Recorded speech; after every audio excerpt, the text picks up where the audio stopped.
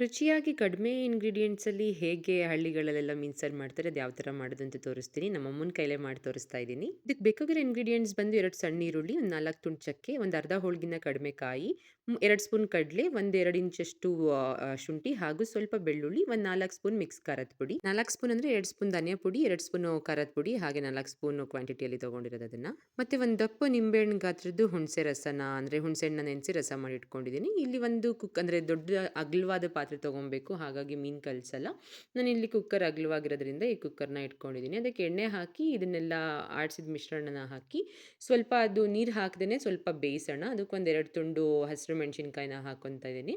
ಸ್ವಲ್ಪ ಹಸಿ ವಾಸನೆ ಹೋಗಲಿ. ಆಮೇಲೆ ನಾನಿಲ್ಲಿ ಬಿಸಿನೀರನ್ನ ಆ್ಯಡ್ ಮಾಡ್ತಾ ಇದ್ದೀನಿ. ನಮ್ಮಮ್ಮ ಯಾರು ಅಂತ ನಾನು ನಿಮಗೆ ತೋರಿಸ್ತೀನಿ ನೋಡಿ. ಅವ್ರು ಸ್ವಲ್ಪ ಶೈ ಮಾಡ್ಕೋತಿದ್ದಾರೆ. ಇವರೇ ನಮ್ಮಮ್ಮ.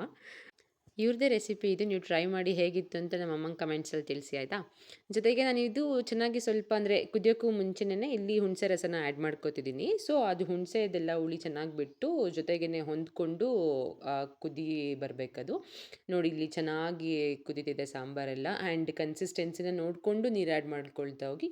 ನಾನು ಸ್ವಲ್ಪ ಗಟ್ಟಿಯಾಗಿಯೇ ಮಾಡಿದ್ದೀನಿ. ನಿಮಗೆ ತೆಳ್ಳಗಿರ್ಬೇಕು ಮೀನು ಸಾರು ಅಂತ ಹೇಳಿದ್ರೆ ತುಂಬ ನೀರು ಹಾಕ್ಬಿಡ್ಬೇಡಿ ಫಸ್ಟ್, ಏಕೆಂದರೆ ಮೀನು ಹಾಕಿದ್ಮೇಲೆ ನೀರು ಬಿಡುತ್ತೆ. ಇದು ನಮ್ಮ ಅಮ್ಮನ ಟಿಪ್ಸ್, ಓಕೆನಾ.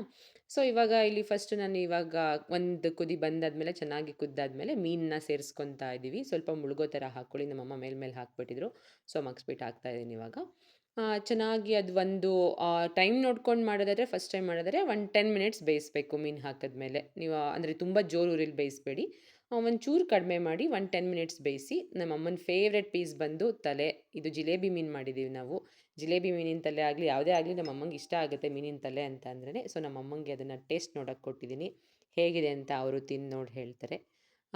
ಇಲ್ಲಿ ನೋಡಿ ಮೀನೆಲ್ಲ ಸ್ವಲ್ಪ ಮೇಲೆ ಬಂದಿದೆ. ನಾನು ಇವಾಗ ಆಫ್ ಮಾಡಿದ್ದೀನಿ ಆಲ್ರೆಡಿ. ಆ ಥರ ಬಂದರೆ ಮೀನು ಬೆಂದಿದೆ ಅಂತ. ಆ್ಯಂಡ್ ತುಂಬ ಚೆನ್ನಾಗಿತ್ತು, ಫ್ರೆಶ್ ಆಗಿತ್ತು ಮೀನು. ಚೆನ್ನಾಗಿದೆ ಅಂತಲೂ ಹೇಳಿದ್ರು ನಮ್ಮಮ್ಮ. ಮೀನು ಸಾರಿಗೆ ನಾವು ಏನು ಸಾರು ಮಾಡಿದ್ರು ನಾನ್ ವೆಜ್ಜಲ್ಲಿ ನಮಗೆ ಸ್ಟಾರ್ ಇಂಗ್ರೀಡಿಯೆಂಟ್ ಬಂದು ಮುದ್ದೆನೇ. ಮುದ್ದೆ ಇರಲೇಬೇಕು ಜೊತೆಗೆ. ಸೊ ಇಲ್ಲಿ ಮುದ್ದೆ ಮಾಡಿಕೊಂಡು ಅದಕ್ಕೊಂದು ಸ್ವಲ್ಪ ಮೀನು ಸಾರಿಗೆ ತುಪ್ಪ ಹಾಕ್ಕೊಂಡು ತಿಂತಾ ಇದ್ದರೆ ಹುಳಿ ಹುಳಿಯಾಗಿ ಮೀನು ಹುಳಿ ಸೂಪರಾಗಿ ರೆಡಿ ಆಗಿದೆ. ನೀವು ಮನೇಲಿ ಟ್ರೈ ಮಾಡಿ ಹೇಗಿತ್ತು ಅಂತ ಕಮೆಂಟ್ಸಲ್ಲಿ ತಿಳಿಸಿ. Thank you all.